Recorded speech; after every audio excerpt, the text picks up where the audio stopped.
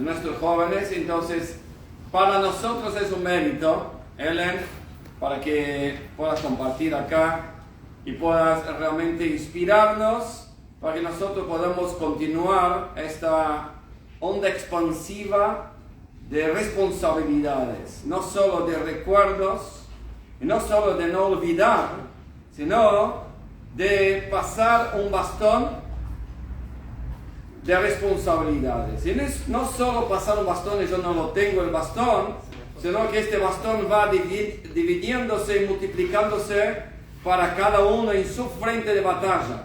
¿Quién acá no tiene un judío o también un no judío ignorante de lo que es el holocausto? Ignorante de lo que es un judío, que de repente te encuentra en la facultad y te dice: ¿vos sos judía? Si sos tan buena persona, ¿cómo puede ser que sos judía? Yo nunca supe que sos judía.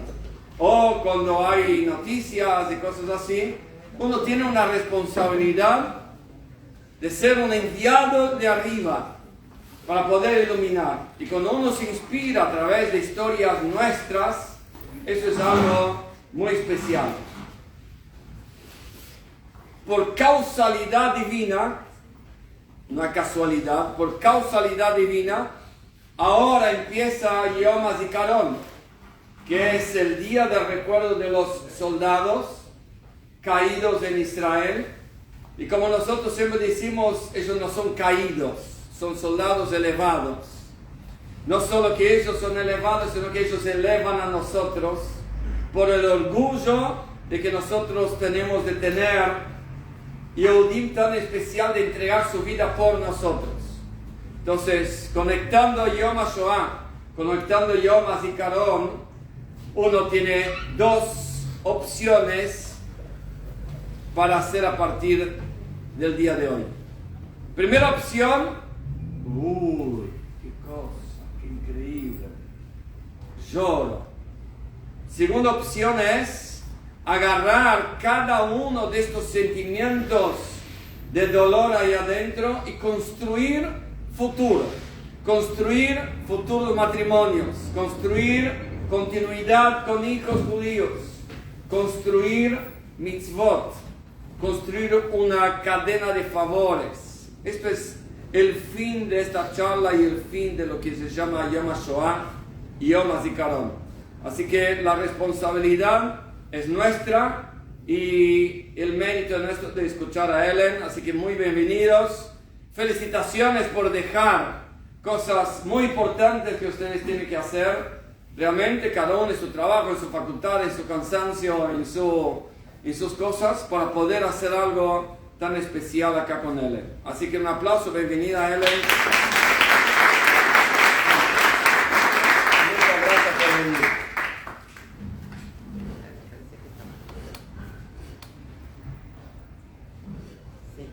¿Me escuchan? Sí. Bueno, me parece que Shlomo ya dijo todo, ¿no? que el dolor, no hablar más del dolor, sino transformar ese dolor en una misión, en una enseñanza.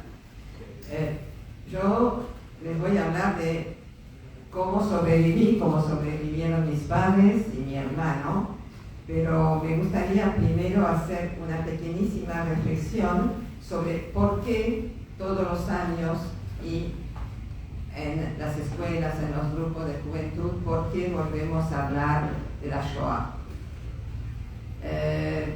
Ustedes me pueden decir que hay que recordar. Sí, hay que recordar. Hay que recordar ¿para qué? Mucha gente les va a decir para que no se reproduzca nunca más.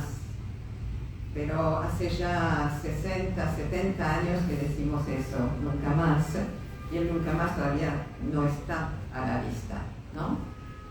Podemos decir recordar para no repetir, que vendría a ser un poco lo mismo. Sin embargo, yo creo que no hay país, no hay dirigentes políticos que no sepan lo que ha sido la Shoah, y sin embargo hay en muchos países atropellos, lo que está pasando ahora en Ucrania, entre otras. Hubo genocidios después, o sea, dijimos que el genocidio judío es el genocidio emblemático, es cierto, pero no quiere decir que no haya habido otros genocidios después.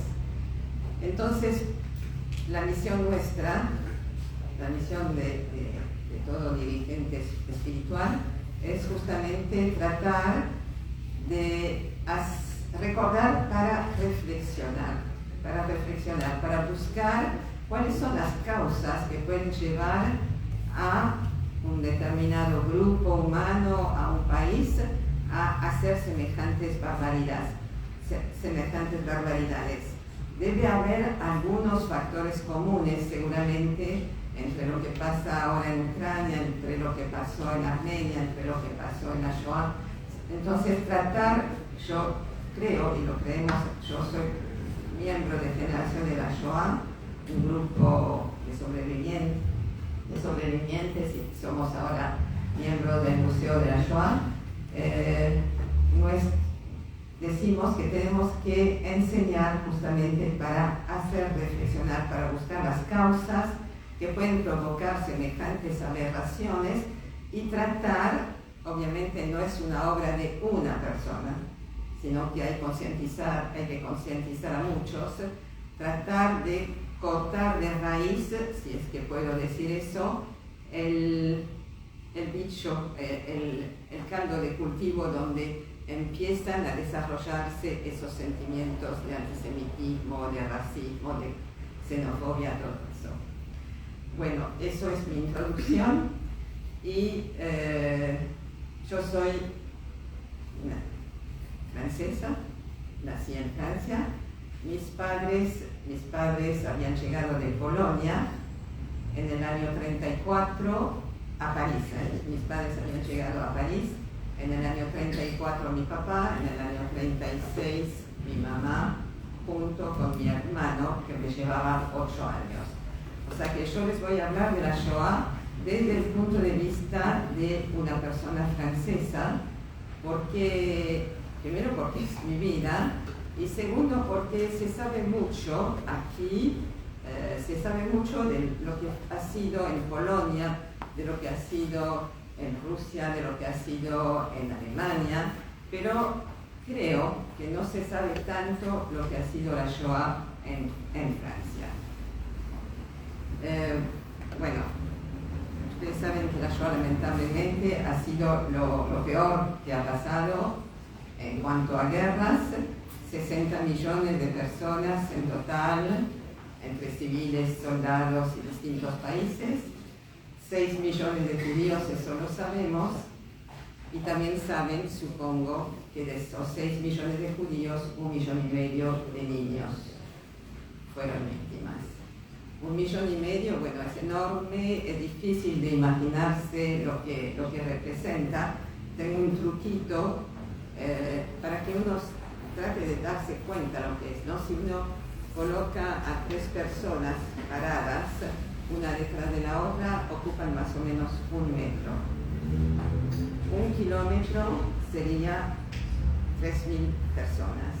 Y para llegar a 1,5 millones habría que multiplicar por 500. 3.000 por 500. ¿Sí? ¿Está bien? Y eso nos daría, por ejemplo, para visualizarlo, la ruta de Buenos Aires a Mar del Plata, con una fila continua de personas. Eso sería aproximadamente 1,5 millones. Sí, 1,5 millones. O sea que uno no lo puede, o sea, tiene que hacer un esfuerzo realmente de pensamiento para visualizar lo que es 1,5 millones. Ese 1,5 millones fueron, además, otra cifra impactante, y con eso voy a terminar las cifras, 90% de los niños y de los adolescentes judíos de Europa, 90%. Ustedes traten de pensar que han quedado solamente 10% de los chicos y jóvenes judíos vivos en Europa. Y bueno, tenemos que ser agradecidos a que han sobrevivido, han escapado, han sobrevivido estos 10%, y bueno, esos 10% han llegado a hacer cosas importantes, pero imagínense todo lo que hubiese podido ser de interesante si hoy tuviésemos al total de la juventud. Bueno, me centro en Francia. En Francia la guerra empezó el 3 de septiembre, 2 días después de que Alemania invadiera Polonia. Ustedes saben que Polonia fue invadida el 1 de septiembre. Bueno, el 3 de septiembre Francia e Inglaterra declaran la guerra a Alemania porque es una guerra absolutamente injusta. Todas las guerras son injustas, pero además no prevista, no anunciada. Y va a haber, digamos, del 3 de septiembre del 39 hasta mayo del 40, más o menos 8 meses, va a haber una guerra que no se sabe bien qué tipo de guerra es. En francés le llamamos la drôle de guerre, la guerra rara, porque no ocurren grandes batallas, se hacen muchos prisioneros, los alemanes hacen prisioneros a muchos franceses, pero no es una guerra al principio de grandes batallas y no se sabe bien lo que va a pasar. Hasta que en mayo del 40 la cosa se define. Los alemanes invaden primero Bélgica, Holanda y Luxemburgo, que son vecinos de la frontera con Francia, y el cuarto país, o el quinto contando Polonia, el quinto país en ser invadido es Francia. Francia tenía preparado, se suponía, unas defensas porque se pensaba que en algún momento iba a haber una guerra como revancha de Alemania de la Primera Guerra Mundial. Entonces Francia había construido lo que se llama la ligne Maginot, que es una especie de fortaleza a lo largo de todas las costas, y ellos pensaban que eso era infranqueable y que Francia estaba, digamos, que no iban a poder entrar los alemanes. Bueno, se equivocaron feo. Los alemanes ingresaron a Francia no me acuerdo si fue el 10 de mayo del 40, y allí la guerra empezó en Francia. Los jóvenes franceses que estaban en el servicio militar obviamente fueron los primeros soldados, pero como las cosas anunciaban feas, difíciles, muchísimos se portaron voluntarios. Y también los judíos. Mi papá, entre muchos otros judíos, estaba en edad activa, se portó voluntario, se ofreció para luchar para su nuevo país, o sea, era su país desde hacía 6 años. Francia los había recibido muy bien a los judíos. Los judíos encontraron en Francia hasta el 39, después cambia, pero hasta el 39 en Francia los judíos habían encontrado un país donde tenían los mismos derechos que cualquier ciudadano, se trabajaba, había trabajo, había posibilidad de ganar dinero y sobre todo había posibilidad de mandar a los chicos al colegio sin discriminación, al liceo, a la universidad, no había cuotas como en Polonia. Entonces Francia era además, ustedes saben, el país de la revolución, de los derechos humanos, el país de égalité, fraternité, liberté, égalité, fraternité, ¿sí? Y eso, claro que era un faro para los judíos de Polonia, Rumania, etcétera, donde había tantas pogroms, limitaciones, persecuciones, discriminaciones. Entonces, los judíos vivían bien, trabajando mucho, pero bien, hasta el 39, cuando, vuelvo a decir, cuando la guerra se declara, muchos judíos, no como se piensa que los judíos fueron cobardes, sino que muchos judíos se portaron voluntarios, pero lamentablemente, no es lamentablemente, no tuvieron que ir al frente, la mayoría, porque, por ejemplo, mi papá fue llamado, él se ofreció voluntario en octubre del 39, pero recién lo llamaron en mayo del 40, cuando los alemanes estaban entrando a Francia. Eso también fue un cálculo un poco errado, me parece, de parte de los franceses, y como los alemanes se veían tan fuertes, el gobierno francés decidió no luchar, rendirse. Apenas un mes después de la invasión al país, Francia firmó el armisticio, se rindió, le pusieron las armas, el gobierno pasó a la zona sur, en la parte norte de Francia, con París incluido, fue ocupado por Alemania, y la parte sur quedó como una zona francesa, la zona libre, le decían, donde se instaló el nuevo gobierno de Francia, un gobierno que se suponía iba a ser un gobierno perfecto, porque era el Maréchal Pétain, que había sido un gran héroe de la Primera Guerra Mundial, pero resulta que ese Maréchal Pétain muy pronto mostró la hilacha de antisemitismo y de colaboracionismo. O sea que este gobierno, que se llama el gobierno de Vichy, porque estaba instalado en Vichy, no va a ser para los judíos ninguna garantía de libertad.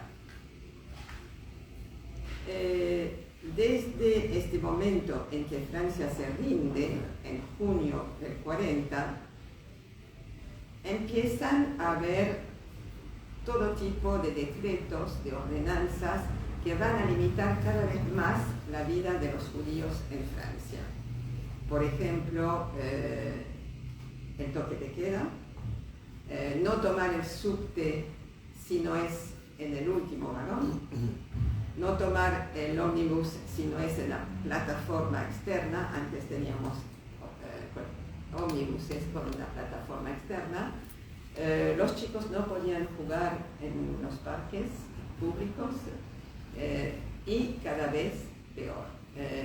No se podía ir a hacer las compras al mercado antes de la 1 o de las 2 de la tarde, cuando ya quedaba poco y todo lo que quedaba era bastante feo, porque también tenemos que pensar que en Francia había poca y mala comida durante esos años. ¿Por qué? Porque la mayoría de los agricultores no estaban, o sea, habían sido hechos prisioneros, había 1 millón de prisioneros desde el principio, las tierras no se cultivaban, no había cosechas, pero muy escasas, y encima de eso los alemanes se llevaban las cosechas para su población.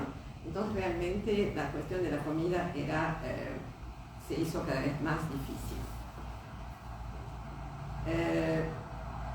Sin embargo, a pesar de esto, mis padres, como muchos otros, se quedan en París pensando que esto no va a durar, pensando que va a pasar algo.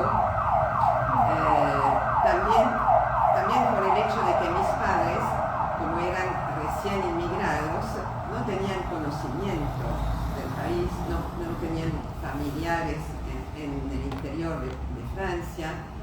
O sea, no les era nada fácil pensar en irse de donde estaban en París. Las cosas anduvieron peor cada vez. Se les prohibió a los profesionales judíos ejercer su profesión. Médicos, abogados, docentes, no pudieron ejercer más. Vamos cada vez peor. Los comerciantes, los empresarios, los talleristas van a tener que entregar su negocio, su taller, a una persona aria. Ustedes saben a qué me refiero cuando digo ario, ¿sí? ¿Alguien lo puede decir?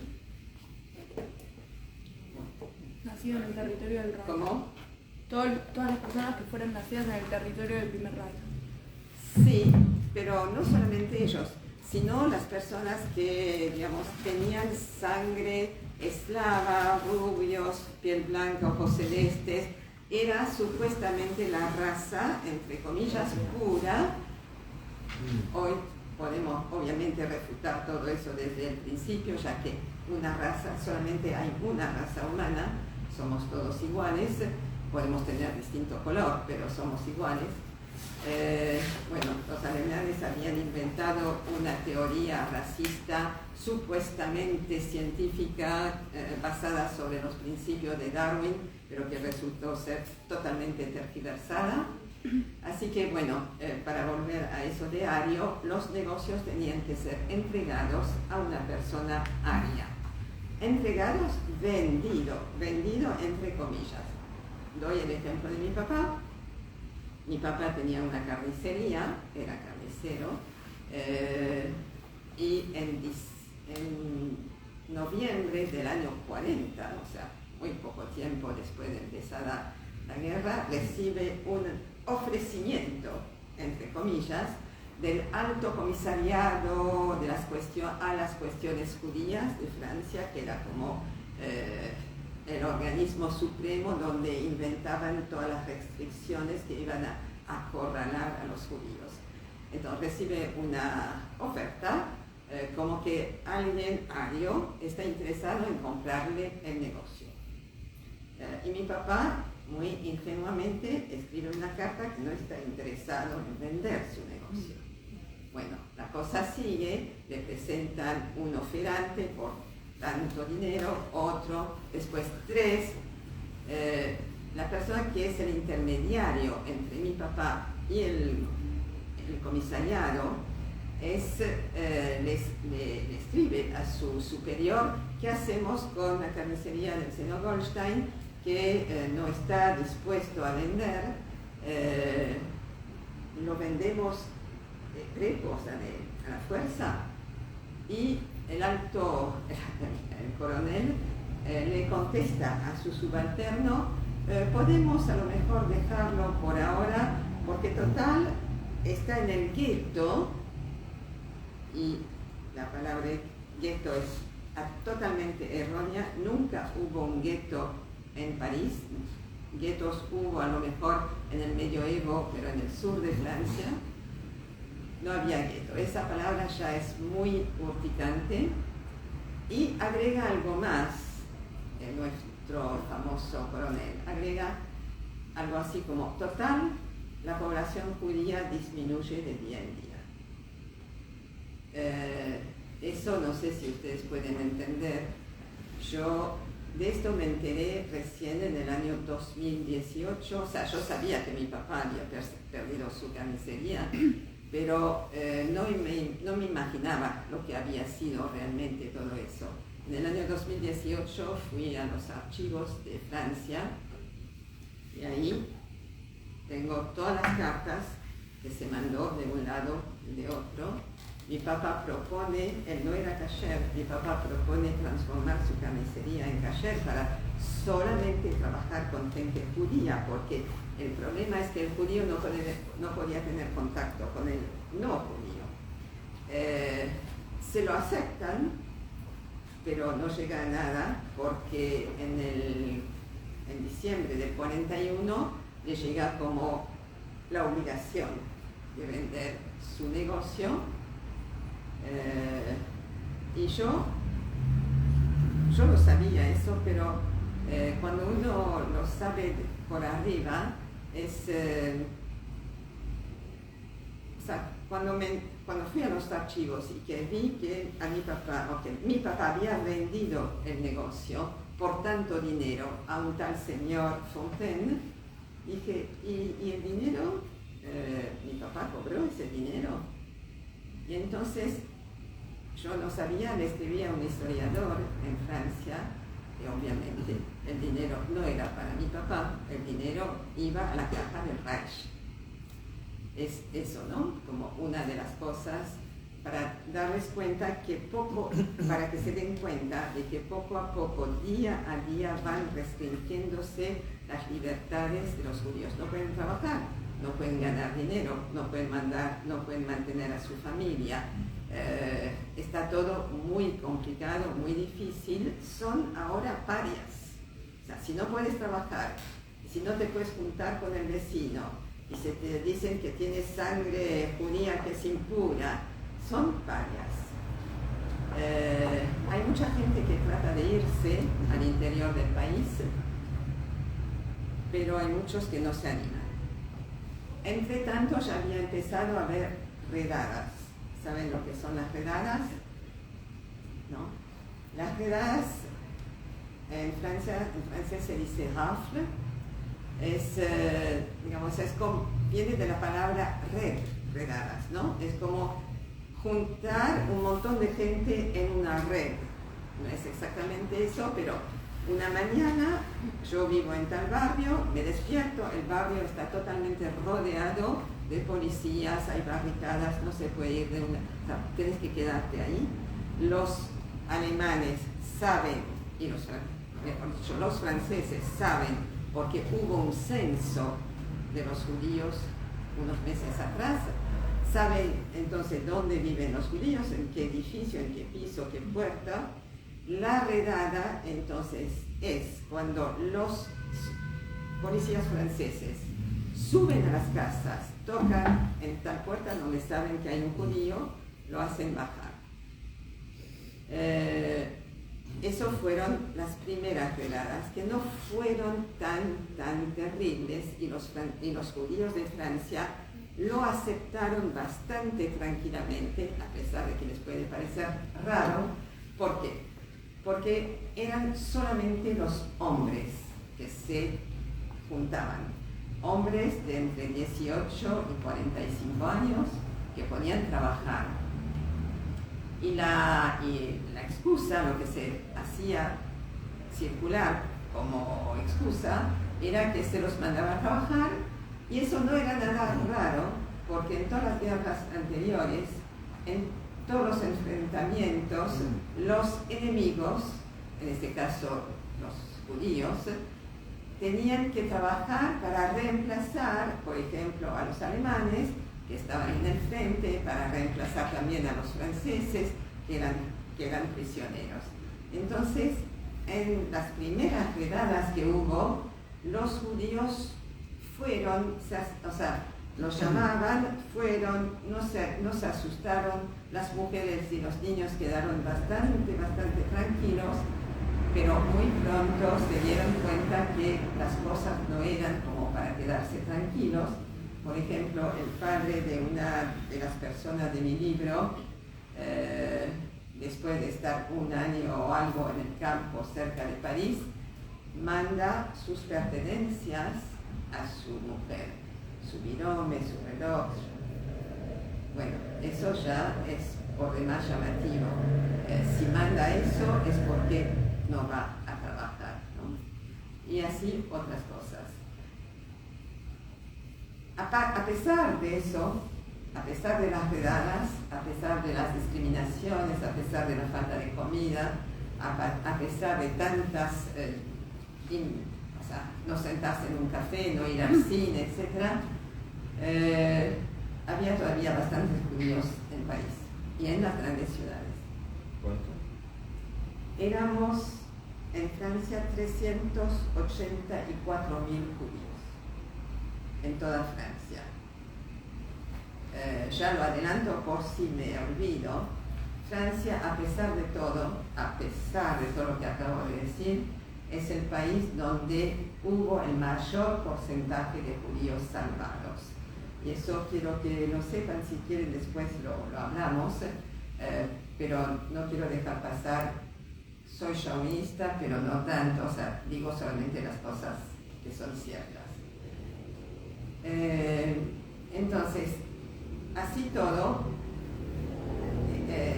se seguía viviendo como se podía.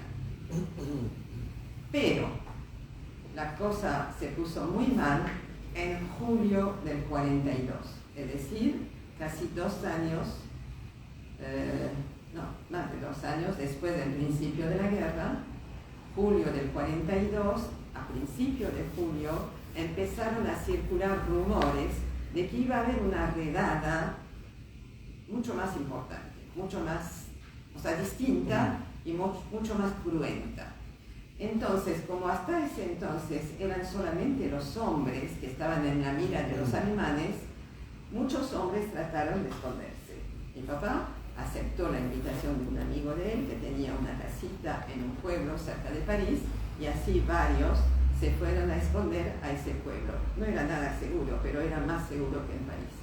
Dejaron las mujeres y los niños en los departamentos, no por egoístas o por temerosos los hombres, sino porque hasta ese entonces solamente eran los hombres que se arrestaban. Pues la redada del 16 y 17 de julio de 1942 fue efectivamente la más cruenta, la más inesperada. Los alemanes le habían exigido a los gendarmes franceses arrestar 28.000 judíos. ¿Se imaginan? Una barbaridad, 28.000 judíos. Ellos, los alemanes, mandaban las órdenes. Los que hacían la tarea fea eran los policías y los gendarmes franceses. Bueno, muchos de los gendarmes franceses no hicieron exactamente lo que les pedían los alemanes, corrían riesgos, pero algunas personas eran realmente personas correctas. Y, por ejemplo, yo sé de otras personas de mi libro que muchos gendarmes fueron a avisar el día antes a sus vecinos judíos que iba a pasar algo feo, que traten de esconderse, de no contestar si golpeaban la puerta o de irse a los suburbios. Después, el día mismo, hubo gendarmes. Una pregunta. Durante este tiempo que los hombres se iban, ¿cómo hacía la familia para vivir feliz? O sea, las mujeres salieron a trabajar. No había posibilidad de trabajar. Para los judíos ya no había posibilidad de trabajar, ningún tipo de trabajo. ¿Y cómo es que la familia lograba sobrellevar ese tiempo? Bueno, se supone que había algunas economías, vivían de sus economías. Pero después también, cuando las cosas se hicieron muy difíciles, hubo varias instituciones judías, como el Lazo, que ayudaron de una manera increíble. Pero eso me gustaría hablar un poquito más tarde porque realmente vale la pena y no se sabe este tema. Entonces, vuelvo a la redada del 16 de julio del 42. Mi mamá, mi hermano y yo estamos en el departamento. En el edificio hay unas 6 o 7 familias judías, era un barrio de inmigrantes. Los franceses, los policías suben, golpean las puertas, saben que en tal puerta hay una familia judía. Si la familia no contesta, tiran la puerta abajo y hacen bajar a la familia entera, con viejos, con enfermos, con chicos. Nosotros, mi mamá le había dicho a mi hermano, si golpean, no vamos a contestar. Eso era tan ingenuo que no puedo entender que mi mamá haya dicho una cosa así, porque, no sé, se sabía que si no contestaban, tiraban la puerta abajo. Pero bueno, hay veces milagros. Golpearon la puerta nuestra y no tiraron la puerta abajo. Entonces, tengo dos explicaciones. O fue un milagro, o fue porque mis padres no se registraron.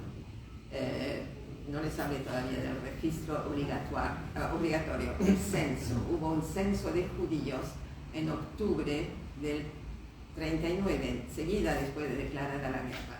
O sea, todos los judíos se tuvieron que censar con nombre, apellido, edad, lugar donde vivían, etc., ¿no? Y después de mucho pensar, de ver, o sea, lo que yo tengo de mis padres, lo que se contaba en mi casa, yo creo que mis padres no se censaron. Muchos, la mayoría se censaron. En mi libro tengo no sé, de 30 habrá 25 que se censaron, pero hay también 4 o 5 que no se censaron. Y yo supongo que estamos en esa categoría, porque además, cuando empezó el tema en junio del 42, antes de la redada, la obligación de llevar la estrella amarilla, la mayoría de mis compañeros han guardado la estrella y la tienen, ¿no? Y en mi familia nunca se habló de estrella amarilla. Por eso pienso que mis padres no se registraron, pero no tengo seguridad. Pero tocaron la puerta. Tocaron la puerta, pero no la tiraron abajo. Y fuimos los únicos judíos en quedar en el edificio. Mi mamá esperó un día o dos, no sé exactamente, y se animó, había que animarse, a salir con nosotros dos. Mi mamá hablaba un francés con una pronunciación muy judía. El único que hablaba bien el francés era mi hermano. Yo hablaba un poco lo que hablaban en mi casa, yiddish. Mi mamá se animó a viajar, a tomar un autobús al pueblo donde estaba mi papá, que era cerca. Bueno, llegamos y mi papá se había enterado, obviamente, de lo que había pasado, y la cosa ya, o sea, no se podía dilatar más la decisión de cambiar, de hacer algo para salvarse. La única posibilidad que había para salvarse en aquel tiempo era esconderse. Esconderse en una casa de familia, esconderse en un bosque, pero en las grandes ciudades eso era muy difícil, porque había mucha gente, la gente hablaba, o sea, no era, hubo judíos que se quedaron en París y que se salvaron, pero muy pocos. Estaba la otra posibilidad, que era pasar a la zona libre. Ustedes se acuerdan que les mencioné que Francia estaba dividida en dos zonas, zona norte ocupada, zona sur libre. Pero ¿qué pasa? Entre las dos zonas había una frontera, una verdadera frontera interior, custodiada de ambos lados, que evidentemente para impedir que los judíos pasaran del otro lado. Para pasar se podía, había que encontrar, o había que tener un permiso especial, o había que tener documentos franceses, que la mayoría no los tenían todavía, o había que contratar a una persona que se llama paseur, o sea, pasar, que te haga pasar la línea de demarcación, lo que se llama la línea de demarcación, que era la frontera. Obviamente eso se pagaba, pero hubo paseurs honestos y hubo paseurs deshonestos. Los deshonestos son los que se aprovecharon, se quedaron con el dinero, abandonaron a la gente. Mis padres tuvieron la suerte de dar con un hombre decente que les hizo pasar la frontera en barco, porque en ese lugar era un río, a la noche en barco. Pero me olvidé decirles lo principal. Lo principal es que la decisión fue muy, muy dura, porque por una parte, ya de por sí pasar la frontera era difícil. 4 personas es multiplicar el riesgo por 4. ¿Y cuál fue la decisión tomada? Tomaron la decisión de pasar a la zona libre mis padres con mi hermano, que en aquel tiempo tenía 12 años, y no llevarme a mí. A mí me dejarían en una casa católica en el pueblo donde estábamos reunidos, donde mi papá se había ido a esconder. ¿Cuántos años tenías vos? Yo tenía 2 años y medio en este momento. Ahora, ustedes me pueden preguntar por qué a mi hermano sí y a mí no. ¿Por qué? Hablaba francés. ¿Cómo? Hablaba francés. Mi hermano hablaba francés, sí. Pero pero hay una... Por el llanto. Por el llanto, eras muy chiquita. Sí, por el llanto de la chiquita, por el Brit Milá.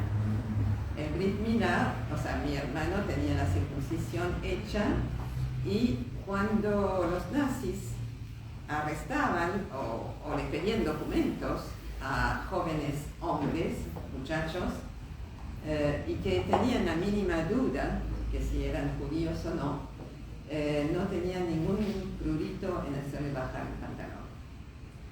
Entonces mis padres pensaron que con ellos, si ellos corrían riesgo, él también, pero pensaron que era más seguro llevarse a mi hermano para protegerlo, mientras que a mí, que yo era una beba de 2 años y medio, obviamente no podían reconocer en mí que yo no era católica. Además me bautizaron, tenía la cruz puesta en el cuello todo el tiempo, me quedé con mi mismo nombre, porque Hélène es un nombre francés, y pasé por ser la nieta de la familia Bruno. Pero siempre le contaban de dónde venía, no es que se lo ocultaron. Mira, no creo que me lo hayan contado, porque primero que yo era una criatura de 2 años y medio. Por eso, y en la medida que iba creciendo no... Bueno, me quedé 2 años con ellos, o sea que de 2 y medio a 4 y medio. No creo que me lo hayan contado, primero porque el razonamiento de una criatura de esta edad es poco, ¿no? Una de las cosas, por ejemplo, que cuando yo llegué, cuando mis padres decidieron dejarme y que yo me encontré del día a la mañana en una casa ajena con gente desconocida y que además no entendía, porque hablaba yiddish, debe haber sido muy traumático. Por suerte no me acuerdo de nada, así que... Entonces se reencontró con sus padres a los 4 años y medio. Entonces... Falta. Sí, pero falta, no nos adelantemos, pero quédate con la pregunta. Esos 3 eran extranjeros. Éramos todos extranjeros. ¿Usted O sea, también? No. yo, nacida en Francia, podía tener la nacionalidad francesa. Mi papá tenía que hacer un pedido. Pero ese pedido lo hizo recién después de la guerra. Yo soy declarada francesa después de la guerra. Ellos eran extranjeros. Mi papá había pedido la nacionalidad francesa en 3 oportunidades distintas y no se la habían otorgado ni a él, ni a mi mamá, ni a mi hermano, no en aquel tiempo, no por discriminar tanto como después, sino porque la razón era que no estaban todavía, ¿cómo se dice?, el idioma que hablaban no delataba que... ¿Cómo? Asimilados. Exacto, no estaban asimilados todavía. Y eso a pesar de que los judíos trataban todo lo posible de hacer como los franceses, o sea, de llevar el mismo ritmo de vida, o sea, tenían sus tradiciones, la mayoría mantenían las tradiciones, pero en la calle, en el trabajo, era como los demás. ¿Y dónde habían venido? De Polonia, de Unstetten, que está situado a 30 kilómetros al noreste de Varsovia. ¿Y por qué habían venido? ¿A ¿Por qué Francia? decidieron? Sí. ¿Ya venían bien largo? No escuchó lo que dije. Dije que Francia era el país faro para los judíos de Polonia, porque era el país de la Pero en Polonia revolución. había 3 millones de judíos que no se fueron. No, bueno, por supuesto que la mayoría no pudo viajar, pero mi papá no se fue justo antes de la guerra, se fue en el 34, cuando las cosas no pintaban demasiado mal en Francia, no pintaban mal para nada en Francia, pintaban mal en Polonia. O sea, los polacos ya discriminaban muchísimo a los judíos. En Francia no. Podía haber antisemitismo, no voy a decir que no había antisemitismo, pero no era lo mismo que en Polonia. Bueno, sigo entonces. Perdón, le hago una consulta. ¿Cómo consiguieron sus padres a esta familia que se hizo cargo de usted? ¿Eran conocidos? ¿Le pagaron? Porque también había que hacerse cargo de... Sí, muy buena pregunta. Y esa es una pregunta que me hice hasta hace un año. Y la respuesta la tengo de hace un año recién. Bueno, es una historia un poco larga de contar, pero después volvemos para atrás, ¿sí? En el año 2020, hace 2 años, estaba trabajando sobre mi libro y necesitaba un dato para una amiga mía, Josette, que no lo podíamos desentrañar. Entonces escribí al Memorial de la Shoah de París, me pusieron en contacto con un voluntario que nos ayudó a completar eso que nos faltaba para mi amiga Josette. Y de paso, este señor, que también es sobreviviente, pero peor porque sus padres fueron deportados, es muy generoso con su tiempo, me empezó a preguntar qué había pasado conmigo. Entonces, cuando le hablé de Villepinte, de que mi papá estaba en Villepinte, y que yo me había quedado en la casa de una familia católica, yo no sabía cómo habían elegido la familia. O sea, era una familia totalmente desconocida, era gente campesina, con muy poco nivel cultural. ¿Por qué mis padres me habían dejado ahí? Bueno, resulta que en esos 2 últimos años hice muchos progresos. Gracias a este señor que me ayudó a tomar contacto con la archivista del pueblo, que casualmente, me estoy yendo un poco, pero vamos a tratar de volver. La archivista del pueblo de Villepinte estaba trabajando, es una casualidad enorme y que me vino muy bien. Estaba trabajando sobre la posibilidad de hacer reconocer como justos entre las naciones varias familias de este pueblo. Y entonces, como ya estaba en relación yo con ella, le digo, yo soy una nena de este pueblo, pero no sé nada. Entonces, bueno, hablamos, nos escribimos, decido mandarle, yo tenía 2 recuerdos de la guerra y 4 fotos. Entonces le mando las 4 fotos y el nombre de la familia.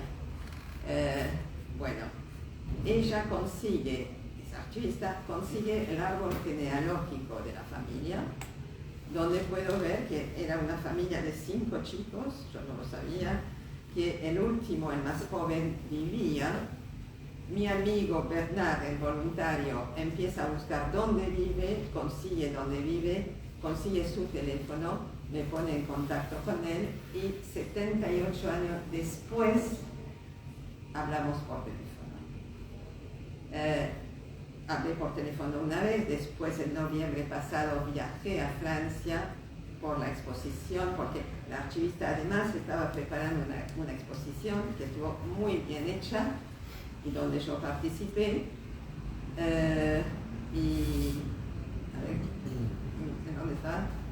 Entonces cuando hablo con el más joven de la familia Bruno, Jean, que tiene ahora 88 más o menos, y que se acuerda obviamente de mí, le pregunté cómo habían hecho mis padres para pagarles a la familia, porque en general había que pagar, no se podía recibir a un niño o a una niña sin pagar, principalmente por la escasez de comida que había, ¿no?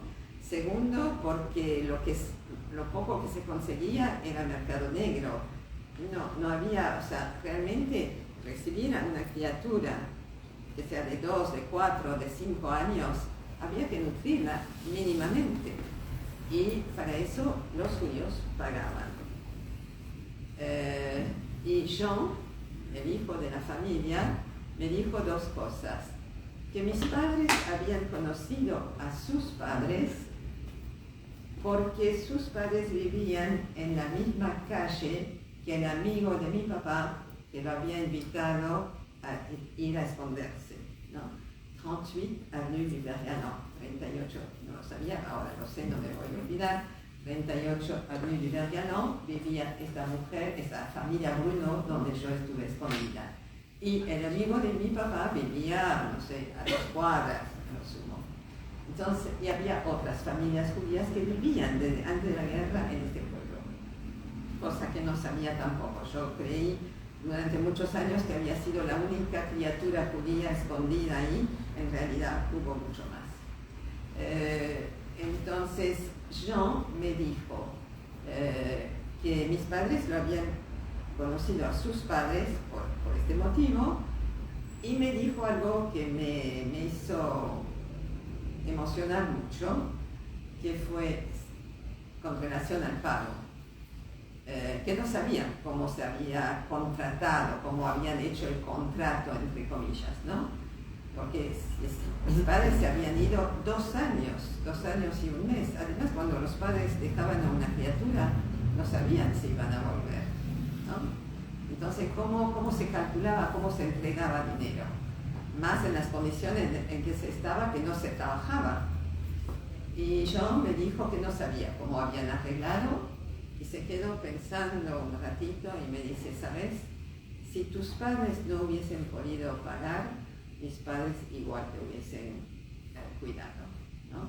Y eso para mí fue algo muy emocionante, porque yo de alguna manera tenía como una especie de prejuicio hacia esta familia. Y no sé bien por qué tenía ese prejuicio. Hay varias cositas que fui, pero las conversaciones con Jean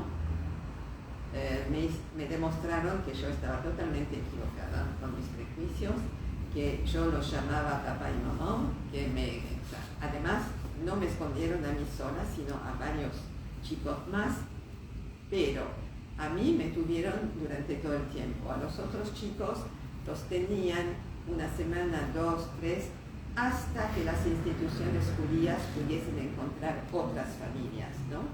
Porque había que buscar familias.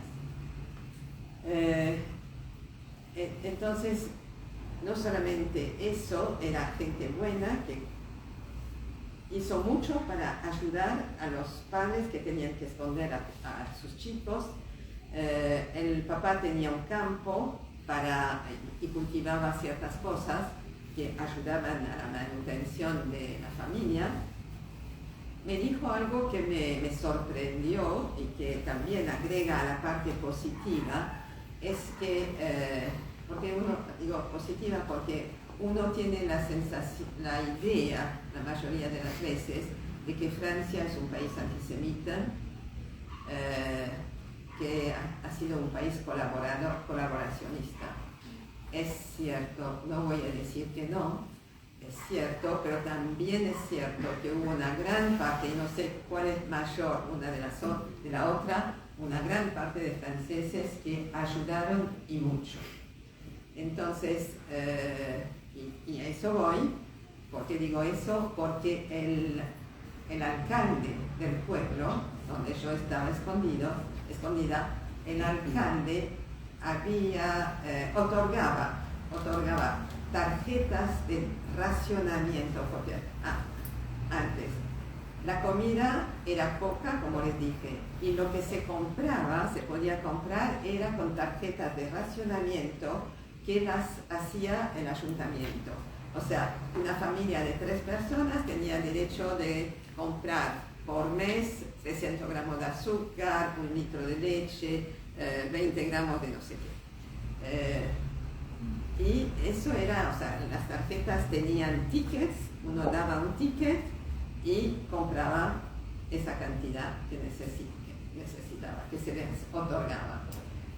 Y el alcalde, para volver al alcalde, el alcalde fabricaba falsas tarjetas de racionamiento para ayudar a las familias católicas que tenían chicos judíos, ¿no? Eso lo digo porque yo sabía que había pasado en otras partes, pero no sabía que había pasado en el pueblo donde yo estaba, y la verdad que me enterneció mucho, me dio mucha emoción. Y bueno,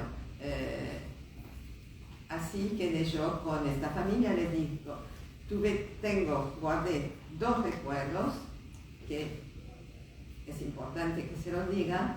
Uno es un recuerdo gustativo, y es esto, de tener un gusto muy feo en la garganta cuando me ponía triste o cuando tenía algún tipo de problema, me venía un gusto muy feo.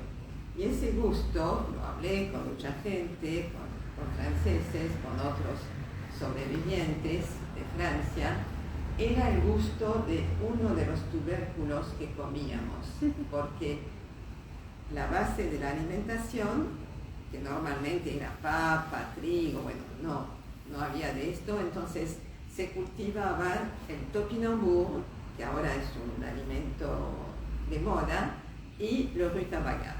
Los dos son tubérculos que son comestibles, pero que se suelen dar a los chanchos, ¿no? O sea, el humano lo puede comer, pero realmente debe ser muy horrible. Nunca más lo volví a probar, no quisiera probarlo. En cambio, probé el topinambour, y el topinambour se puede hacer, digamos, sabroso. Bueno, entonces eso era uno de los 2 recuerdos que tenía, y el otro recuerdo era un recuerdo visual. Paracaídas de distintos colores que caen sobre un campo azul. Y esto, bueno, durante mucho tiempo pensé que era una fantasía, una ilusión. Pero bueno, se lo voy a dejar para después, para el final. Ahora, sí. Los chicos estaban literalmente escondidos, o sea, ¿tenían que esconderse o podían estar en las calles y jugar? Muy bien. Los niños escondidos, o sea, yo soy la categoría de niños escondidos, o sea, hay una definición de 0 a 12 años cuando empieza la guerra. Yo tenía 0 años. Se llaman escondidos, pero no fueron escondidos casi ninguno físicamente, ¿no? Fueron escondidos en su identidad. Es decir, cuando se entregaba a un chico, a una familia católica, se le cambiaba el nombre. Si por ejemplo se llamaba Moischen, se le decía Maurice, se le cambiaba el apellido, muchas veces se hacían tarjetas de identidad falsas, y sobre todo, y eso era difícil, se les enseñaba a los chicos, que la mayoría eran chicos de 6, 8, 9 años, se les enseñaba que si les preguntaban tenían que no equivocarse nunca, que se llamaban Maurice, tal y tal, que sus padres estaban trabajando en un pueblo de Francia, que el lugar donde estaba era la casa de su abuela o la casa de su tía.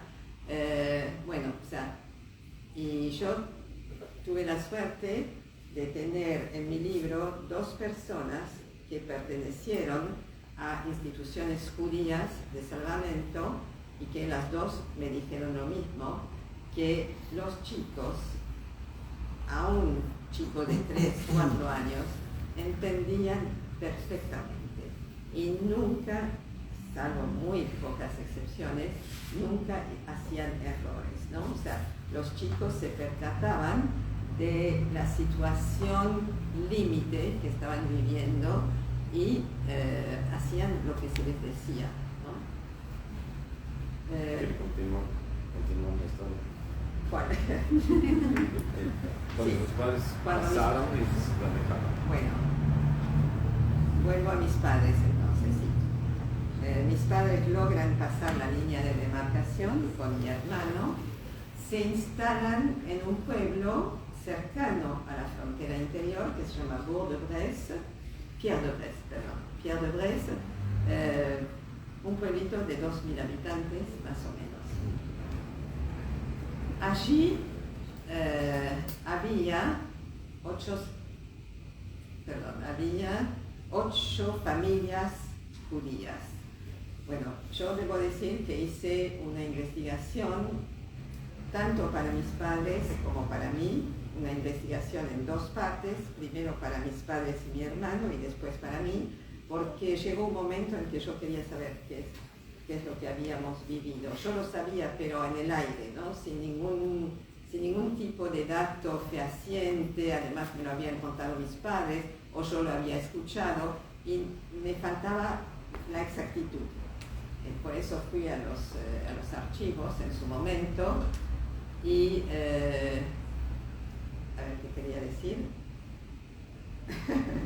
A ver, sí, cuando fui a los archivos de Francia y en este caso en el año 2018 fui a los archivos del pueblo. Bueno, en el pueblo no había archivos, sino en la ciudad más grande, la prefectura, y allí, bueno, me dieron una lista de judíos establecidos en el pueblo en agosto del 42, es decir, después de la Gran Redada, ¿sí?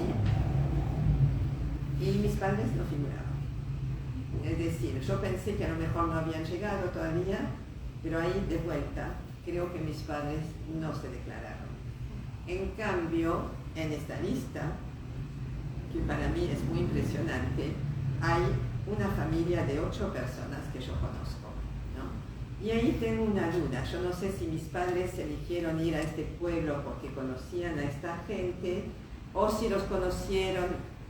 Yo creo que fueron a ese pueblo porque sabían que estaba la familia Perelman ahí, que inclusive las 3 hijas mayores de esa familia habían nacido en el mismo pueblo que mis padres. Entonces, es casi seguro que no era fácil ir a un pueblo elegido por uno, ¿eh? En general los llevaban a un pueblo donde tenían que quedarse en residencia obligatoria. Ahí también tuvieron suerte. O sea, la sobrevivencia de los judíos durante la Segunda Guerra Mundial es una historia de suerte, principalmente. Bueno, entonces, cuando estuve en los archivos de Mâcon, que es la ciudad importante, tenía este documento, pero como que no me satisfacía del todo, o sea, no era suficiente. Entonces le dije a la directora de los archivos que mis padres me habían dicho que en algún momento, en un momento dado que no podía ubicar en el tiempo, había habido un atentado en el pueblo, un atentado ya de la resistencia francesa, porque los franceses empezaron eso de la guerrilla, de la resistencia, de hacer saltar las vías de un tren, etc. Y también de matar, cuando podían, a algún alemán. Bueno, había habido un atentado contra 2 soldados alemanes en el pueblo donde estaban mis padres, y mis padres me decían, ese atentado tuvo lugar debajo de nuestras ventanas. Yo pensé durante mucho tiempo que era un poco exagerado, pero con el tema de los archivos, con un historiador a quien consulté, pude definir que había sido, si bien no debajo de la ventana, a 50 metros de la casa, porque había varias familias judías, entre ellos los Perelman y mis padres, que vivían en una casona muy grande, muy antigua, pegada a la estación de ferrocarril. Era la primera casa después del ferrocarril, de la estación. Y el atentado en cuestión lo perpetraron un grupo de jóvenes de la resistencia, lo perpetraron en la sala de espera de la estación. Es decir, que cuando mis padres decían debajo de nuestras ventanas, era bastante seguro, correcto. Entonces, cuando ocurre ese atentado, mis padres deciden que se tienen que huir, porque ¿qué pasaba? Cuando soldados alemanes se los mataba, había represalias, ¿no? Llegaban los alemanes con los tanques, con las armas, fusilaban, o si no, hacían redadas, juntaban a 1000 o a 800 personas y las mandaban primero a un campo de Francia, después a los campos de la muerte. Entonces mis padres no quisieron esperar, no sé cómo decidieron volver hacia París. Lo lógico hubiese sido que no vuelvan a París, porque era como meterse en la boca del lobo. Además estaba prohibido por los alemanes pasar de la zona sur a la zona norte cuando ya se había pasado a la zona sur. Pero bueno, ahí también, suerte seguramente, pudieron hacerlo, eran 3, llegaron cerca de París, y ahí hay otra de las cosas que no sé con seguridad. Se fueron a un pueblo que se llama Le Coudreau, cerca a unos 20 kilómetros también de París y a unos 20 kilómetros de donde yo estaba. Y yo le pregunté, bueno, acá tengo que mencionar a mi hermano me llevaba 8 años. Él había vivido la guerra siempre con mis padres y yo durante mucho tiempo pensé que se había llevado la mejor parte, porque a mí me habían abandonado y a él se lo habían llevado. Pero bueno, es justo al revés, ¿no? Yo viví tranquila y él vivió todos los temores, todos los riesgos, todas las angustias que vivieron mis padres. Y esa en particular de tener que huir del pueblo sin saber dónde ir. Mi hermano no quería hablar. Él fue uno de los sobrevivientes que decidió no hablar nunca más de la Shoah. Algo que no es muy sano, ¿no? Él pensaba sacarse todo de encima, en realidad no fue sano para él. Pero a mí me hizo sufrir mucho, porque en el año 2006, 2007, empecé a querer hacer reconocer como justos entre las naciones a los salvadores de mis padres, no los míos, ¿no? Porque yo los conocí, porque yo los quise mucho. Bueno, después les cuento un poco más de ellos. Entonces, cuando quise reconocer como justos entre las naciones a esta familia de Grémont, Yad Vashem no es para nada fácil llegar a hacer reconocer, piden un montón de cosas, que haya testigos, que haya descendientes, y yo, si no hubiese sido por mi hermano, no tenía testigos. Y yo le expliqué, y él no quiso hablar. Al final logramos convencerlo de que escribiera una carta. O sea, él escribió una carta que yo recién supe el contenido de esta carta hace unos pocos años. Escribió una carta dando los detalles, o sea, de lo que había pasado. Y esa carta a mí me sirvió, digamos, como prueba para Yad Vashem. Entonces, mis padres y mi hermano llegan cuando yo estaba por hacer reconocer a la familia de Grémont como justos, tenía que hacer un discurso, le faltaban muchos elementos, le escribí a mi hermano vivía en París, yo aquí, le escribí a mi hermano que por favor me contestara a tal y tal y tal y tal pregunta, 20 preguntas. Lo mínimo. Lo mínimo. Bueno, perdió la carta. Volví a mandar, por intermedio de mi sobrino, volví a mandar la lista y no me contestó. Entonces yo ya en esa época no existía el mail para que quede guardado. Es que mi hermano no manejaba el mail. Te hablo de 10, 12 años atrás. Eran cartas físicas, Eran cartas físicas, No, hace 10 años. No, yo mandé un mail, pero se lo mandé a mi sobrino para que se lo transmita a mi hermano.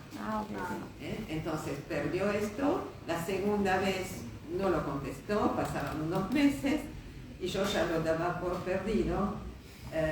Llegó en la época de Pesach, lo llamo por teléfono para Pesach y la gran sorpresa me dice: Hélène, creo que tengo que responder unas preguntas.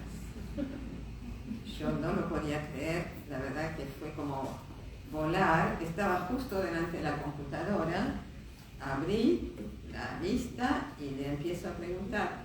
Primera pregunta, me contesta; segunda, me contesta; tercera también. La cuarta o la quinta, no sé, me dice, basta, no puedo más. Me hace doler demasiado. Y ahí, recién en el año 2009, entendí que mi hermano, si había escondido todo eso, si había decidido no hablar más, nunca más de la Shoah, es porque no lo soportaba, ¿no? Él había sido un adolescente y creo que los adolescentes lo deben haber vivido mucho más difícil que los niños chiquitos o que los adultos. Mi hermano quedó muy marcado por eso y lo tapó, pensando que no iba a salir nunca más. Me dio el gusto, hizo el esfuerzo de responder, pero no pudo llegar a todo, ¿no? Y una de las preguntas que sí me sirvieron, de las pocas que me contestó, fue esa, de cómo habían elegido el pueblo. En Francia hay, no sé, 30.000, 50.000 pueblos.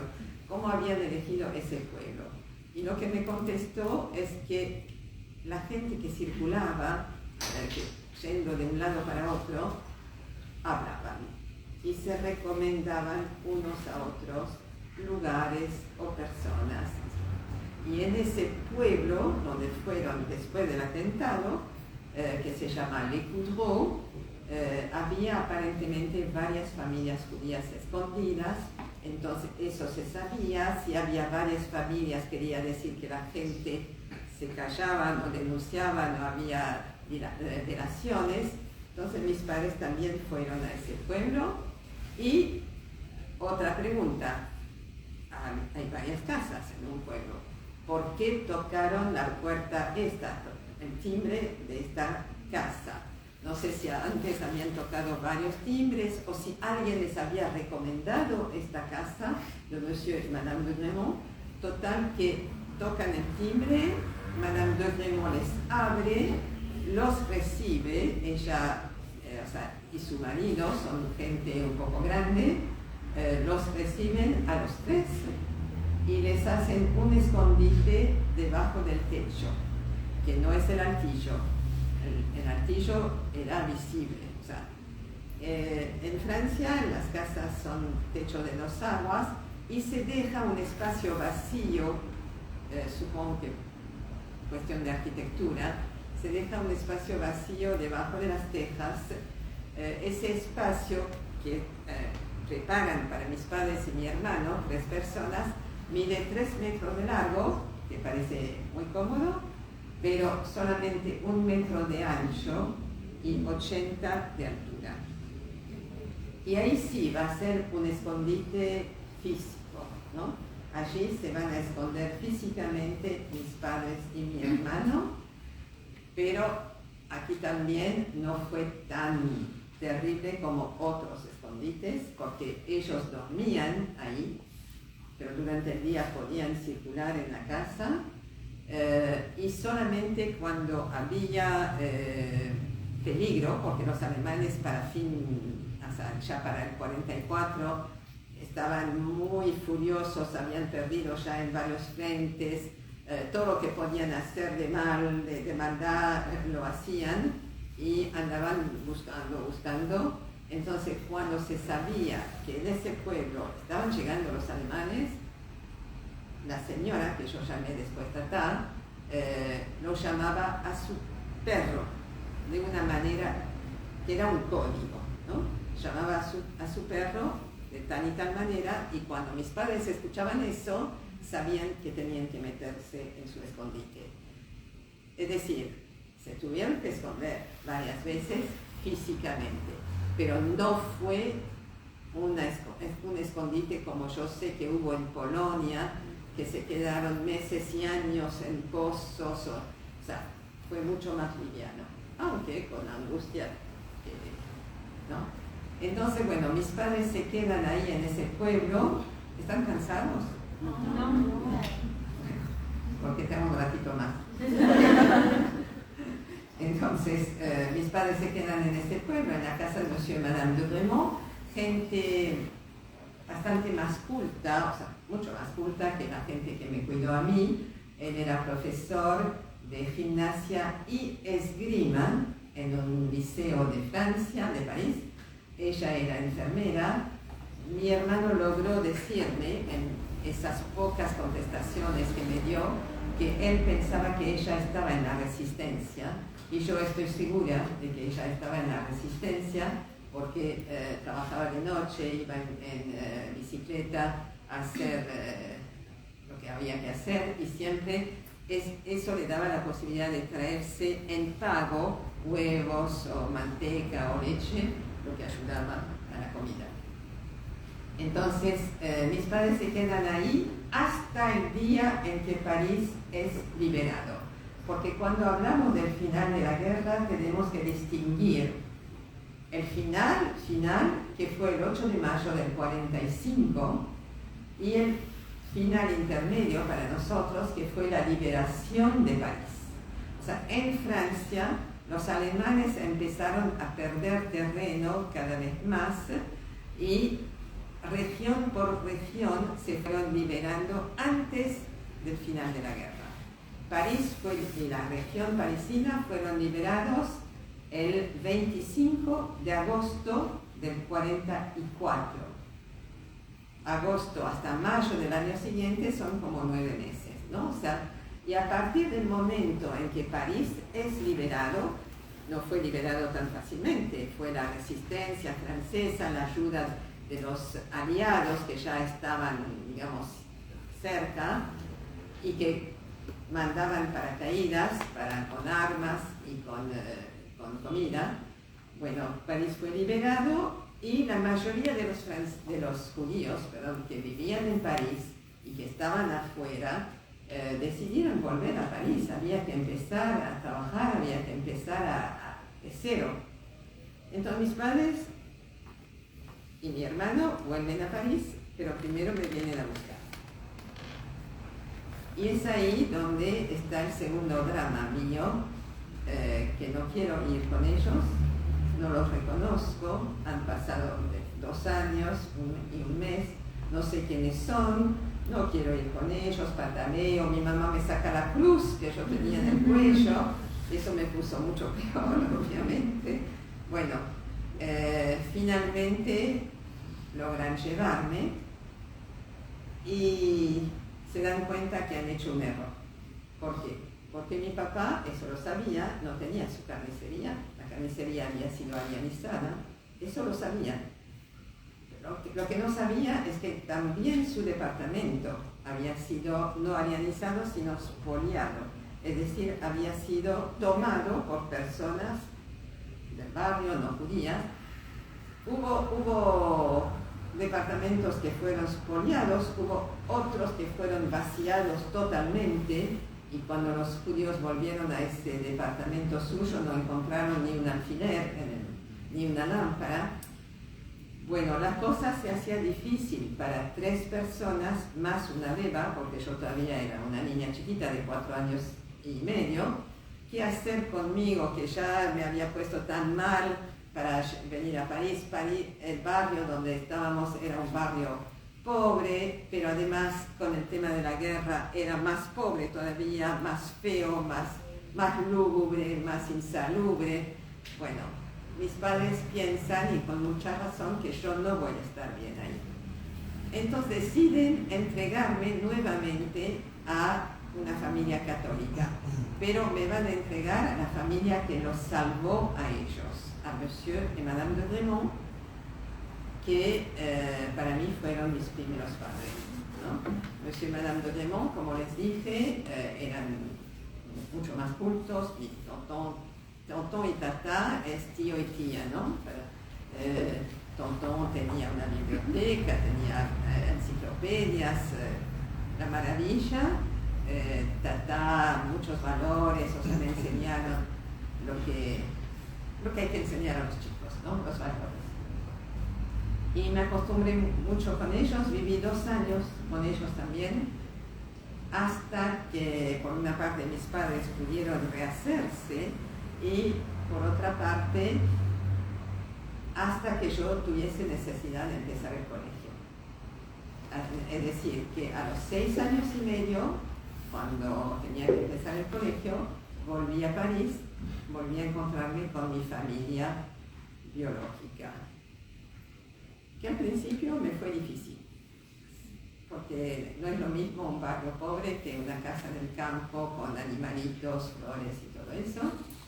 Me fue difícil, pero creo que no fue tan traumático, que poco a poco me acostumbré a quererlos, a mis padres, o sea, fue algo natural, ¿no?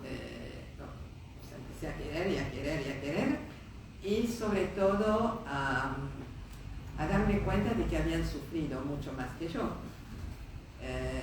No solamente por todo lo que pasaron en Francia, que al final no es tan terrible como lo que pasó en Polonia, en los campos de exterminio, pero que lo más difícil para mis padres era saber que su familia, toda su familia, había sido víctima de la Shoah.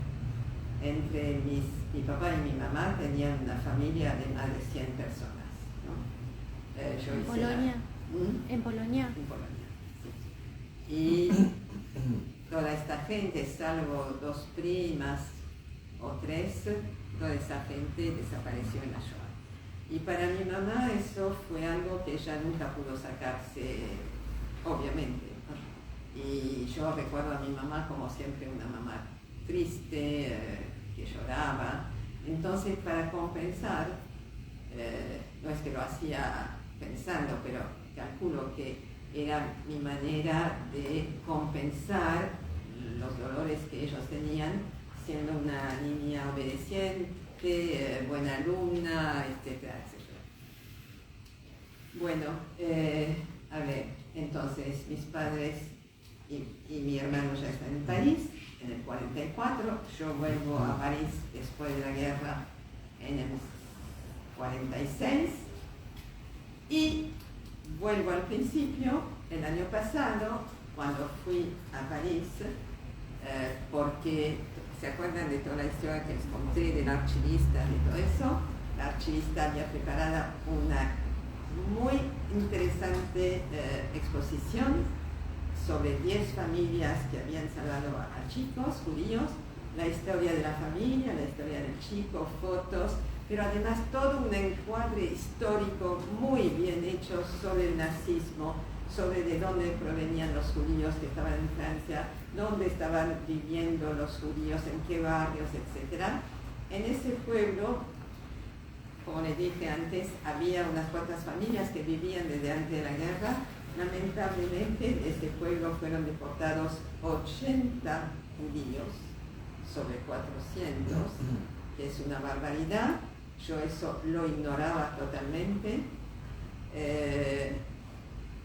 Entonces, en noviembre, cuando vuelvo a París, me pongo en contacto nuevamente con el hijo de la familia Bruno, me pongo en contacto con las hijas del amigo de mi papá que lo invitó a esconderse, me llamó justo ahora antes de venir para acá y me atrasó.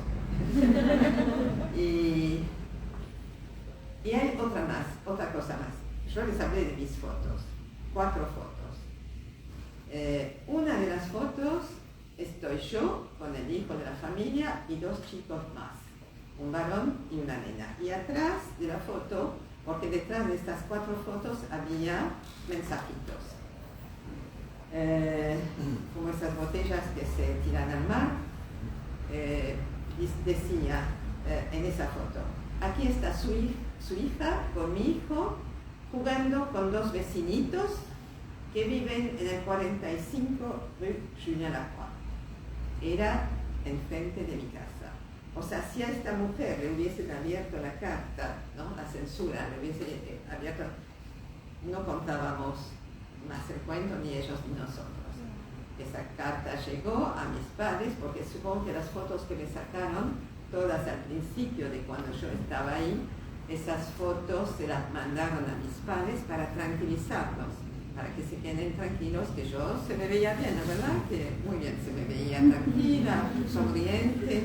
No, se ve que para mí no fue un trauma.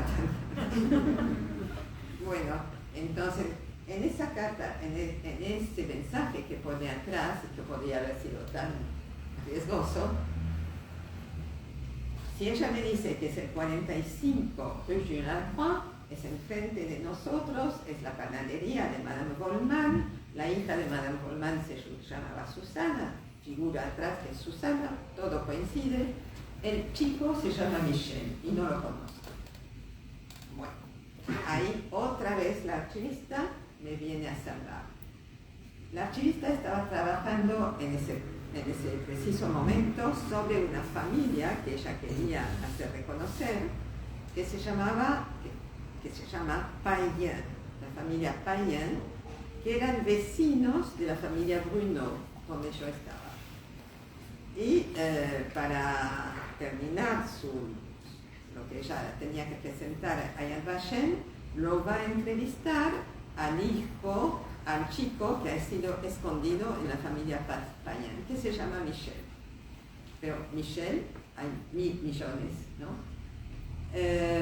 Entonces Michel la recibe al archivista, también tiene fotos, le muestra algunas fotos que tiene, y la archivista se da cuenta de que el Michel de mi foto lleva la misma ropa que el Michel de la otra foto. Y así fue como Michel Koplevich, que está en una foto hace 79 años conmigo, vive y nos hemos encontrado. Y bueno, para mí fue una enorme emoción, pero para él todavía más, ¿no? Él habla de milagros directamente.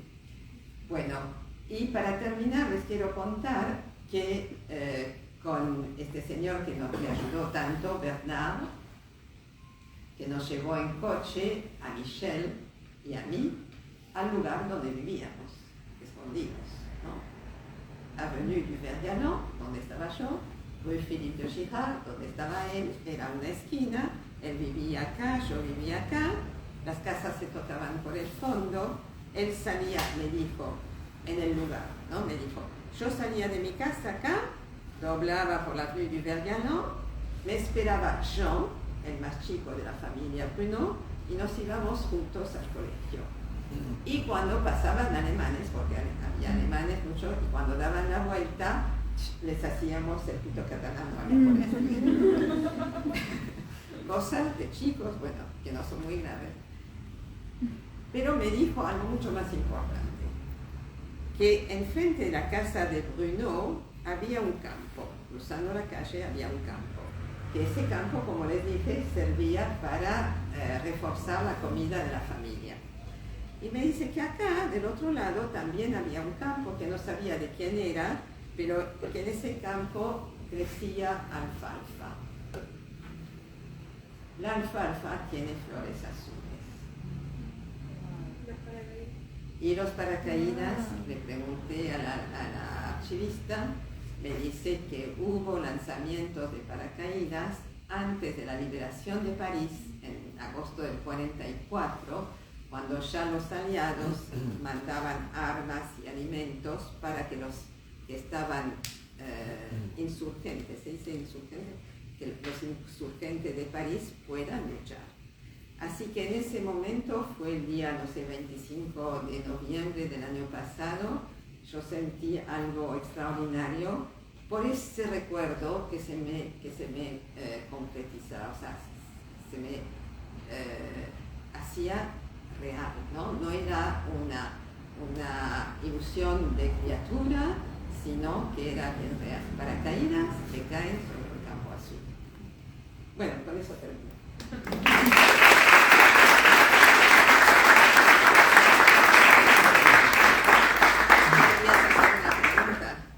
¿Querías hacer una pregunta antes? No, o sea, en Francia también tatuaban... No se llegó a eso. Los tatuajes son solamente de los campos de exterminio y no todos. Hubo tatuajes en Auschwitz, no sé en qué otros, hubo en varios, pero no en todos. Mayormente en Auschwitz. ¿Cómo? Mayormente en Auschwitz, pero en otros también, pero no en todos. Sí. ¿Cómo llegaste a Argentina? Esa es la pregunta linda. La mayoría de los sobrevivientes llegaron en los años 46, 47, 50, cuando la Argentina tenía las fronteras cerradas para los judíos, ¿no es cierto? O sea, era una época en que el antisemitismo en Argentina era bastante virulento y no dejaban entrar a los judíos, salvo los judíos que tenían algún pariente en primer grado aquí, que hubo varios. Entonces los judíos que llegaban así, después de la guerra, tenían que o mentir sobre su religión. Tengo varios amigos que dijeron que eran musulmanes o católicos, o bien hacerse una visa para Bolivia o para Paraguay o para Uruguay y esperar las condiciones que permitieran después que ingresen a la Argentina, que siempre durante años fueron clandestinamente, pero que una vez ya que era mucho más fácil, por ejemplo, lo más fácil era de Uruguay, porque en Uruguay les daban una cédula, un documento, y con este documento podían ingresar sin problema a la Argentina. De Bolivia a Paraguay era más complicado, había que quedarse 2 años. Bueno, la mayoría después llegaron clandestinamente y fueron aceptados. Lo ridículo es que Argentina no quería dejar entrar judíos, pero los judíos que entraron clandestinamente no se les hizo nada y después de un cierto tiempo hubo... se les hizo, ¿cómo se llama? O sea, como que se blanqueó. La ¿no? residencia. ¿Cómo? La residencia. Sí, se blanqueó todo eso y... ¿Quién me preguntaba? ¿Por qué dije eso? ¿Cómo llegaste acá? Ah, porque llegué. Sí, no, es porque no tiene nada que ver con eso. Yo llegué acá porque me enamoré de un muchacho judío argentino que vino a Francia. Bueno, no es tampoco la casualidad, es que los padres de mi marido y los padres míos provenían del mismo pueblo de Polonia. Entonces, cuando mi marido viajó por primera vez a Francia, ellos sabían unos de otros, ¿no? Cuando mi marido vino por primera vez a París, en el 54, él me llevaba unos 10 años, buscó a mis padres y bueno, es así que nos conocimos. ¿Su familia también es sobreviviente? Mi familia... No, la familia de tu marido. No, no son sobrevivientes, ellos estaban acá desde el 24. Ah. Ellos no pasaron la Sobrevivieron a Argentina. Sí. También es una sobrevivencia, pero bueno, no tan terrible. Bueno, ¿alguna otra pregunta? ¿Sí? Quizás suene un poco fuerte, pero ¿alguna vez usted o su hermano tal vez o sus padres renegaron o sintieron como enojo hacia su identidad propia del judaísmo? A ver, no te escuché la última parte. Si sintieron como, si renegaron o sintieron enojo de su identidad de judaísmo. Yo no, mis padres tampoco. O sea, creo que, seguramente que miedos y para qué soy eso, seguramente, ¿no? Pero nadie de nosotros se salió, digamos, de la tradición judía. En cambio, y vuelvo a mi libro, en mi libro tengo el caso de una señora que se llama Mariette, que nació en Viena, los padres se instalaron en París, eran banqueros, eran una familia muy rica, y cuando llegó, digamos, el momento, o sea, no esperaron tanto tiempo, en el 41 decidieron salir de París, en el éxodo. O sea, el éxodo era cuando muchos de los franceses, inclusive los no judíos, escapaban de las grandes ciudades. Y la mamá decidió hacer bautizar a sus hijos, con todo lo de la ley.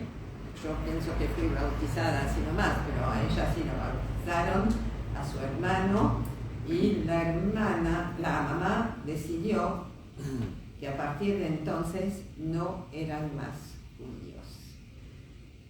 Llegaron a la Argentina como católicos y se involucraron, eran gente rica, le dije, se acomodaron entre la clase alta, la clase inclusive, o sea, de los militares. Los dos chicos fueron alumnos de los principales colegios católicos de alta gama, si puedo decir, y Mariette vivió todo el tiempo como católica. En un momento dado, a los 15, ella le tira la bronca, delante de la mamá le tira la bronca a un amigo, ese judío de él, y la madre le dice: no digas más eso, Mariette, porque tu papá es judío. No dijo nosotros somos judíos, dijo el papá.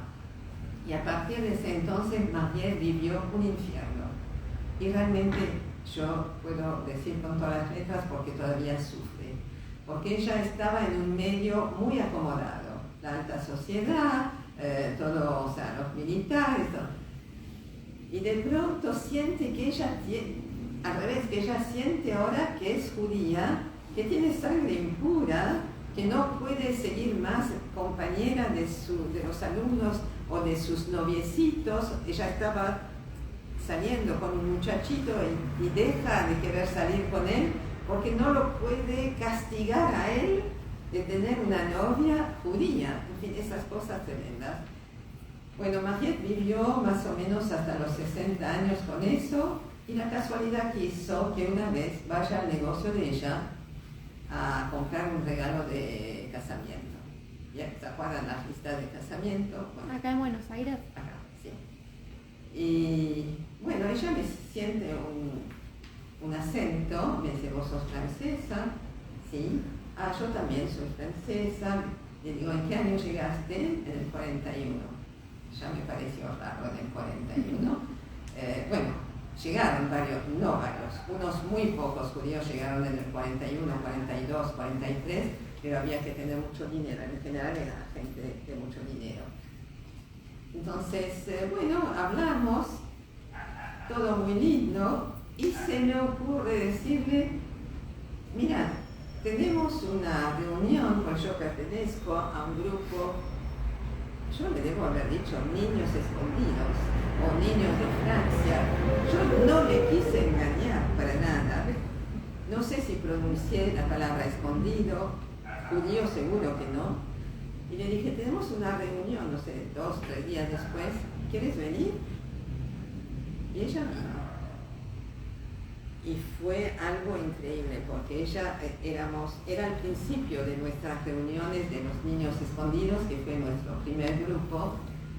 Éramos unos 20 niños escondidos de distintos países, y Mariette se sienta y cuando llega una persona nueva le preguntan, le piden de presentarse.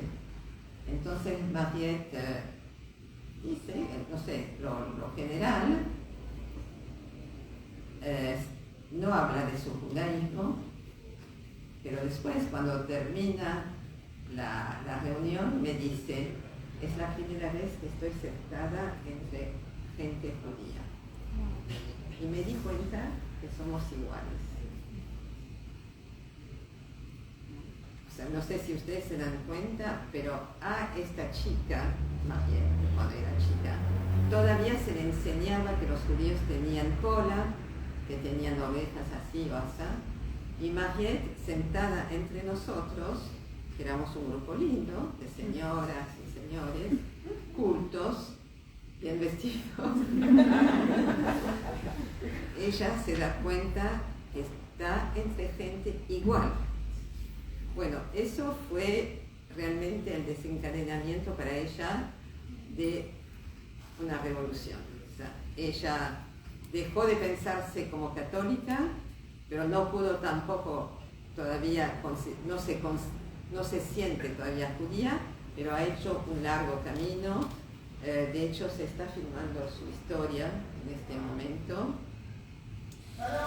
para dar cuenta de los múltiples traumas que tiene esta mujer.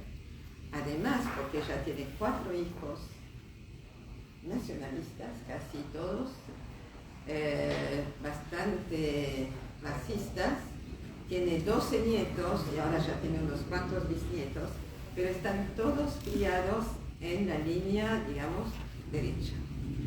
Y bueno, eso ha provocado para Mariette muchísimos dolores, porque ella sabe ahora que es judía, sabe que todo lo que se dice en contra de los judíos son barbaridades, pero ella tiene en el seno mismo de su familia esas dificultades.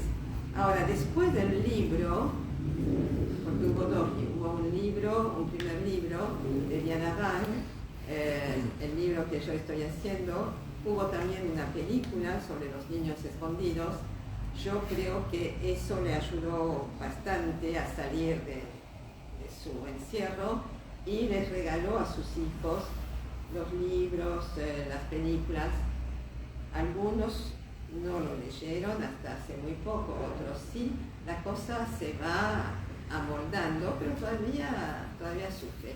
Y ella dice, o sea, cuando se presentó 1 o 2 veces más tarde y nos dijo, yo también soy una niña de la guerra y sufro más que ustedes. He sufrido más que los propios judíos de los campos. Obviamente que eso le dijimos que no era lo que había que decir, pero ella quiso decir que sufría. Y es cierto, durante mucho tiempo no entendimos que ella sufría. O sea, no nos parecía comprensible ese tipo de sufrimiento. Pero la indefinición de su religión, de su identidad, es realmente muy traumática para ella. Y espero que con esta película ya lo pueda, digamos, dar por terminado y comprendido. ¿Ella tiene hija? Tiene 2 hijas, 2 hijos. Vamos a buscar los nietos, ¿hablas? Bueno, una cosa linda. Cuando yo hice el testimonio, cuando escribí el testimonio de Mariette, ella ya me había comentado varias cosas y yo le puse arriba, la mamá de Mariette se llamaba René. Y René y Mariette una vez estaban mirando la largada de una regata en el Río de la Plata, donde participaban varios de sus nietos, o sea, eran gente de esta clase, ¿no? de gente amante de los deportes náuticos. Y estaba la mamá y Mariette mirando, y ellas estaban seguras de que iban a ganar, 1, 2 o 3 nietos iban a ganar. Y Mariette estaba mirando y de pronto escucha a su mamá diciendo, no a ella, hablándose a ella misma, una generación más y esto se termina. O sea, ¿qué se termina? El judaísmo. O sea, con los nietos que ganan regatas, la flor de la sociedad, una generación más y ya no somos más judíos, ya la tara de ser judíos ya se ha perdido. Y entonces yo empiezo el capítulo de Mariette diciendo, René se equivocaba. ¿Y por qué se equivocaba? No solamente porque Mariette ha hecho un largo camino, sino porque 2 de sus nietos están casados con judíos.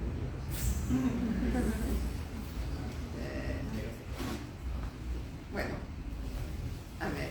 En su casa nunca se quería hablar de esta historia que tuvieron sus padres, porque como había comentado que varias cosas pudo descubrirlas recién hace 1 o 2 años, nunca le preguntó nada a sus padres o quizás algunas preguntas las esquivaban. Es que yo no me interesé mucho por mi historia hasta grande. De hecho, el punto de partida, ¿por qué? Primero porque yo viví en Francia hasta los 21 años. y que en Francia eso de ser una niña escondida era muy común. O sea, la mayoría de mis compañeras habían sido niñas escondidas, no era algo tan raro como acá, ¿no? Y segundo, estoy cansada. No, si en su caso nunca se le dio por preguntarle a sus padres o si ellos esquivaban las preguntas. Empecé a interesarme en esto, tenía 57 años y lo sé muy bien porque había nacido mi nieta mujer mayor, tenía 2 años y medio y yo estaba paseando con ella de la manito y ella estaba preciosa, bien vestidita y mimada y rosadita y todo. Y de pronto, no sé por qué, porque nunca me había pasado antes, me pregunté, ¿y yo a esta edad, 2 años y medio, cómo estaba vestida? Alguien me tenía de la mano, me mimaban y a partir de ahí, empecé a interesarme en mi historia y se dio la casualidad de que ese mismo año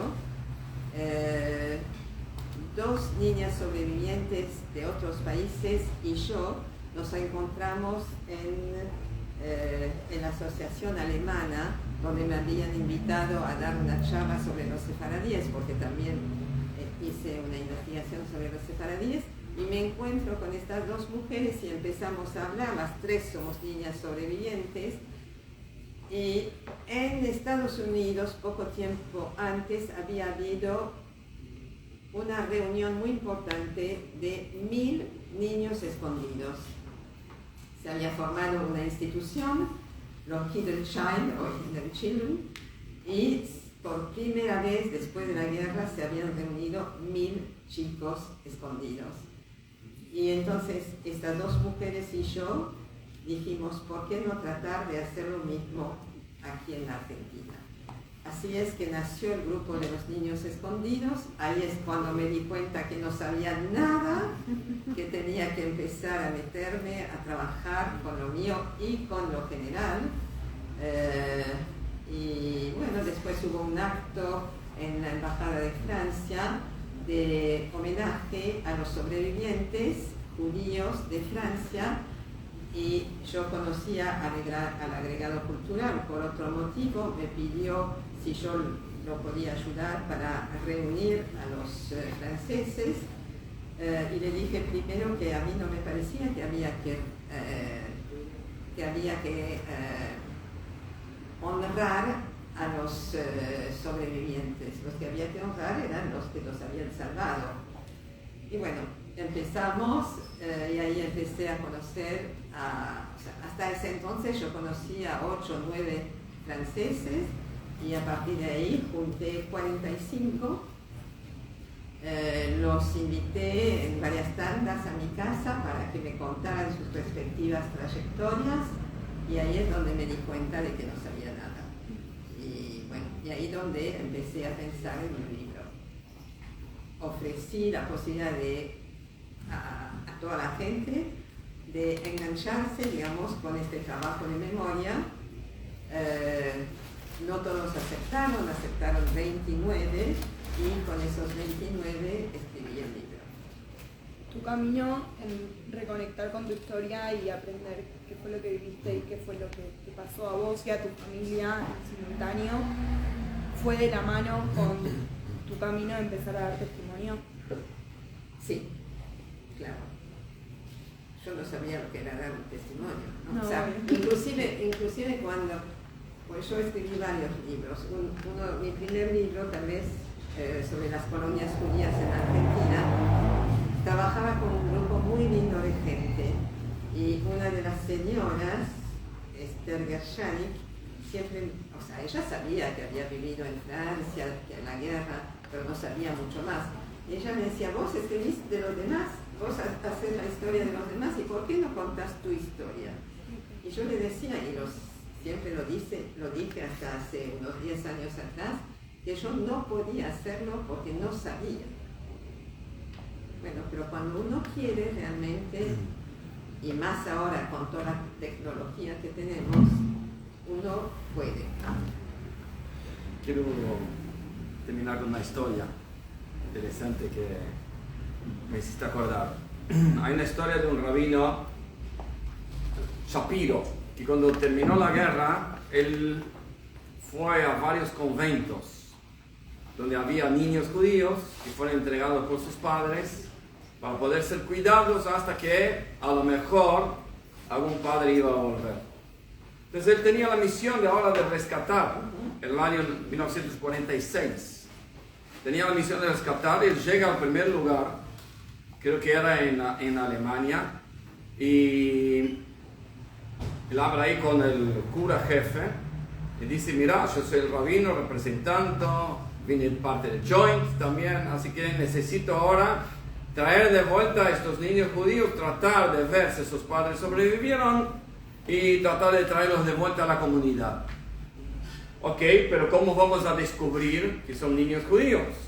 La mayor parte no tenía ya el Brit Milá en la época porque era muy peligroso. ¿Cómo uno va a encontrar un Moel en distintos lugares? Los apellidos, Hoffman o cualquier otra cosa polaca o alemana, también era difícil. Entonces, él no sabía. Él dijo, yo voy a volver acá un poquito más tarde y Dios me va a ayudar. Y él pidió a Dios con todo su corazón, con toda su fuerza, con todo su poder. Y llegó a la conclusión, se acercó al cura jefe y le dijo, ¿a qué hora los niños se duermen? Entonces era las 8 de la noche, en un salón muy grande donde había muchos y muchos niños que se acostaban en el mismo horario. Se apagaba la luz a las 8 de la noche y en este momento él sube ahí en una silla, las luces apagadas, y con una voz de mujer él canta Shema Israel Adonai Eloheinu Adonai Echad.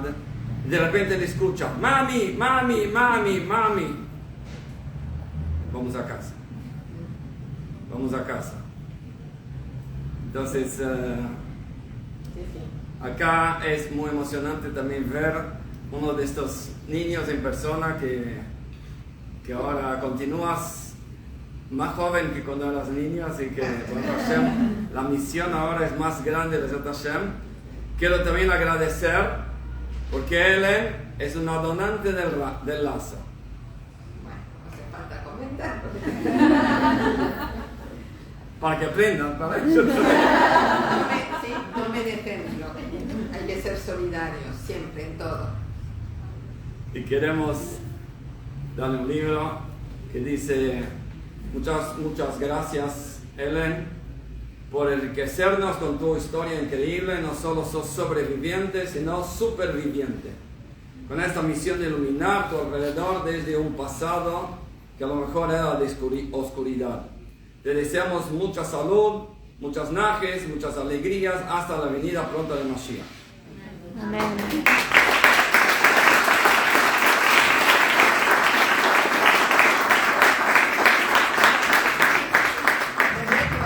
Un libro mío.